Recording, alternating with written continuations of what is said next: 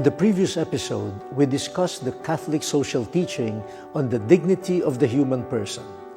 God created each of us in His image and likeness.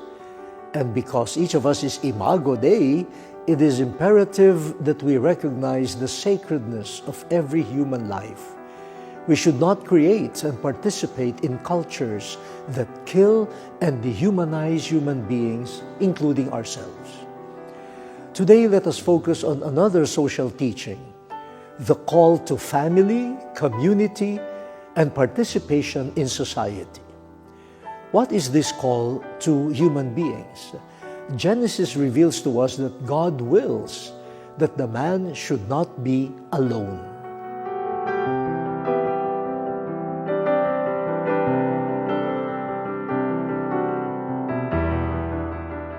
In the beginning, God formed the man out of the dust of the ground and blew into his nostrils the breath of life. Then God placed the man in Eden, the garden that God Himself planted and filled with all sorts of plants and animals, so the man could cultivate and care for it, that it could become its steward. And as the man fulfilled his stewardship of God's creation, God saw that the man needed a helper suited to him. Then God created the woman from the rib of the man. Note the exclamation of the man upon seeing the woman. This one at last is bone of my bones and flesh of my flesh.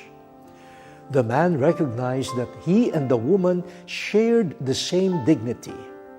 God also commanded them to be fertile and multiply, to fill the earth and subdue it, and to have dominion over other creatures. And because they share the same dignity and receive the same blessing, each of them can become a suitable helper to one another.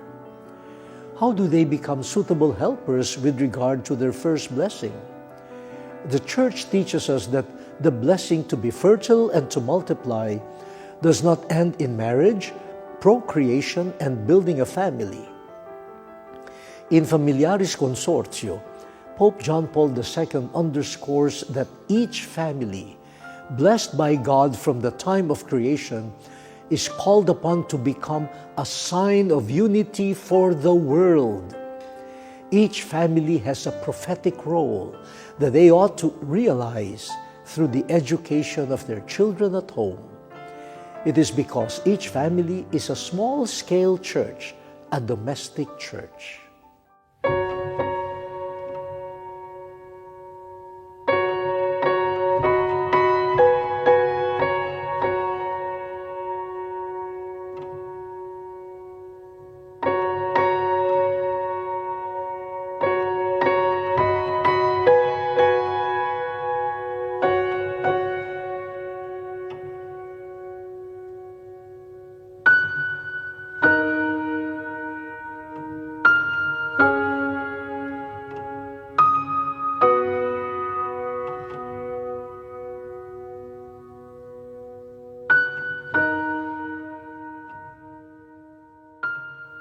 In the Scriptures, God often called families to participate in His saving work. We think, for example, of the family of Noah, and of course, the Holy Family of Nazareth. These families did not exist only for themselves.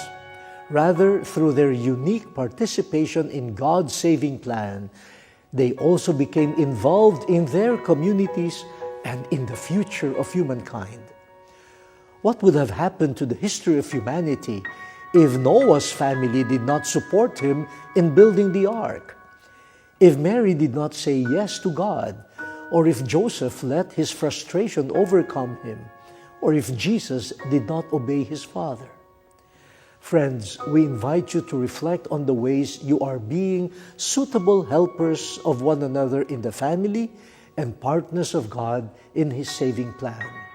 How are you laboring with God in His work of creation? How are you helping Him to cultivate the earth, the common home He provided for us? How are you one with Him in caring for our fellow creatures? The Second Vatican Council teaches us that we as human beings are social beings. And as such, our full potential would only be developed if we relate to others, to one another, to our common home, to our fellow creatures.